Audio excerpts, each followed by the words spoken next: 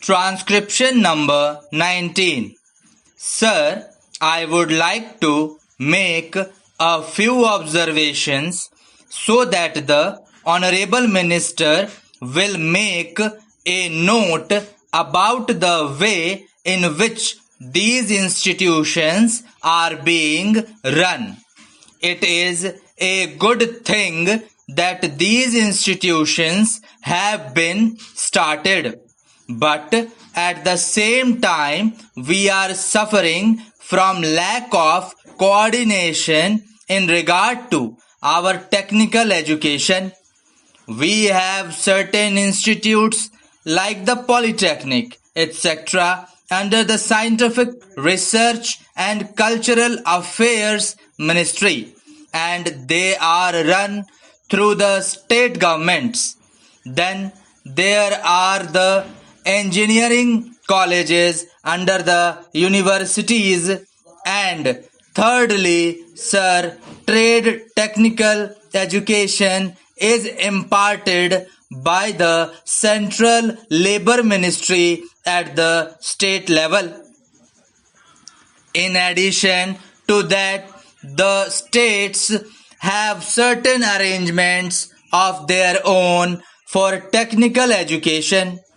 I feel that there is no effort at coordination, and that leads to a good deal of confusion. Perhaps if there is effort, there are certain difficulties. I hope the Honorable Minister will tell us about that.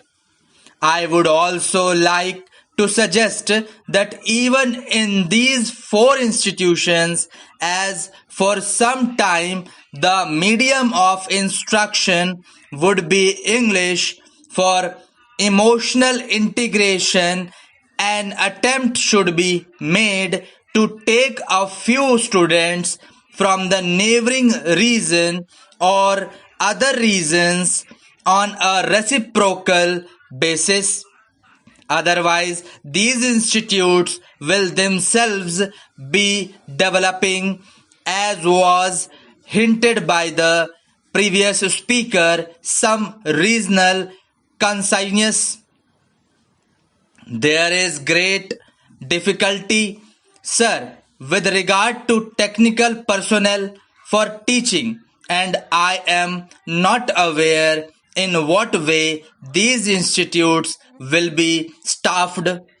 Perhaps some foreigners will be brought in, but at the same time, with the arrangements existing at present for taking technical help from different countries, Russia, UK, USA and Germany, I do not know whether there will be special courses provided in these institutes for the teaching staff from those different countries. What arrangements there are, one does not know. In the present arrangement for teaching, I should have liked to mention the fifth arrangement for teaching at present provided through the various industrial concerns like Bhilai, Raurkela, etc. All these big concerns have their big technical schools, and they take their students for postgraduate work as also for research work. What will therefore happen with regard to the standard is a question. Sir, we are not at all sure in our country about the correct use of terms. I would, for instance, mention here the word Polytechnic. They have one school, and even if there is arrangement for starting another subject, no effort is made, and no sooner they feel they should give guarantee of some sort of technical education without proper enquiries with regard to the possibilities for employment and the various mineral resources, etc., and the basic education that should enable the students to enter the polytechnics to have the training where it is available. These polytechnics are started. Similarly, there is some confusion about the use of the word university.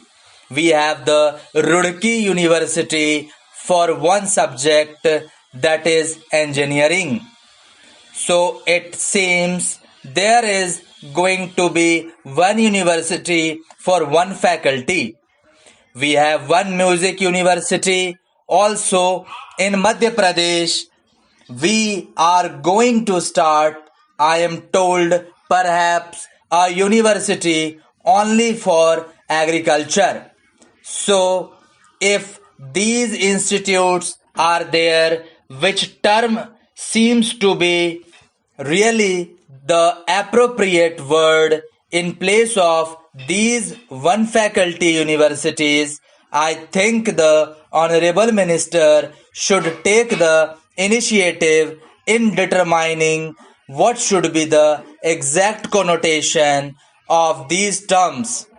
Otherwise, one day, as was pointed out, there will be perfect confusion.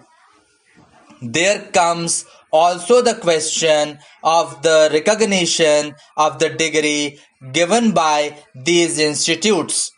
Some course, of course, if the training with the special facilities available and the specially recruited staff available is of a high standard, naturally people would be very anxious to recruit the people who have passed out from there. In the beginning, there will not be any trouble with regard to making use of the graduates turned out from there. But the question of recognition has to be decided on certain principles, and those principles should be laid down and followed from the beginning. Now, I would like also to mention the question about scholarships. It was pointed out that certain scholarships, especially to the children of the working class, should be given. I would like to point out here that there is already provision for that, and it is not something new. What I would like to stress is that scholarship should be in larger numbers. The scholarships do not seem to be adequate for the rising standard of living and the cost of living. The scholarships that are given do not meet half the need. There is yet another matter which the Honorable Minister is the proper person to inquire about, and that is the merit scholarships that are available in different states to students for technical subjects or to other students who pass with very high marks are not given by the states if they read outside the state. Thank you.